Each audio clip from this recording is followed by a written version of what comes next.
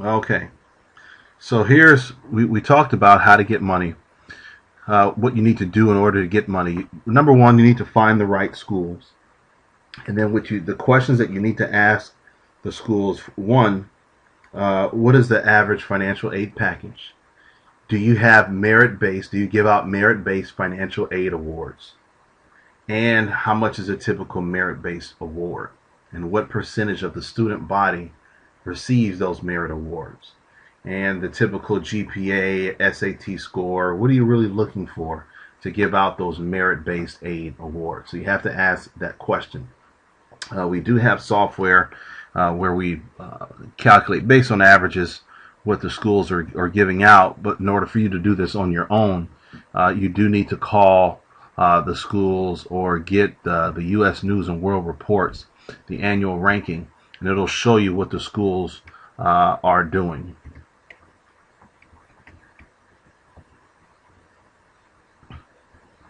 Okay, so the other thing that you need to consider, to move this out of the way here, the other thing you're going to need to consider are, again, most of your money is not going to come from the federal or state government unless you have an income below $90,000 or below $60,000.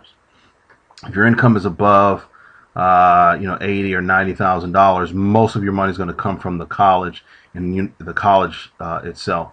Private sources, private scholarship sources, unless you're looking for merit-based aid, that's pretty much where most of your scholarships are going to come from.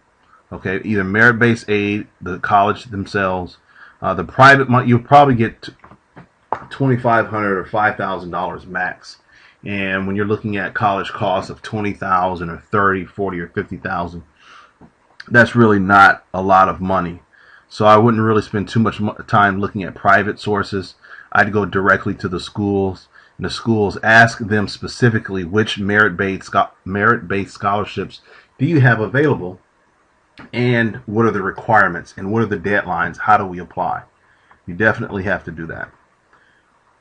The number one, what you have to do is, I don't care what your income is, I don't care what your CPA or your advisor or your in-laws or your brother or whoever, I don't care what they say, regardless of your income, regardless of your assets, fill out the FAFSA. If you're going to get any sort of aid and you're going to get any sort of loans, you need to fill this form out. Even if, and I'll give you a strategy that some of our parents use. They get some of the, apply for some of the loans so that the students can have some financial responsibility or skin in the game, so to speak. So they know if they're borrowing $3,000, $2,500, $5,000, $6,000, if they borrow to $12,000 over the course of 4 years, that they're usually more likely to take their education seriously. You don't have those missed semesters, missed years, or wasted years, wasted semesters. The instance of those happening drop dramatically. Even if you're going to pay off those student loans, at least have them apply for them. Okay. Now you need to get this thing done, and you need to get it done on time.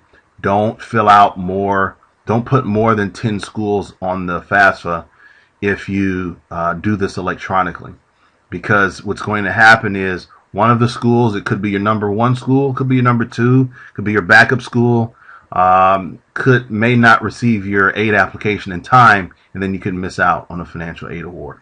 So what we're going to do on the next video is talk about the other ways, the other forms. See, the FAFSA is federal, free application for federal student aid.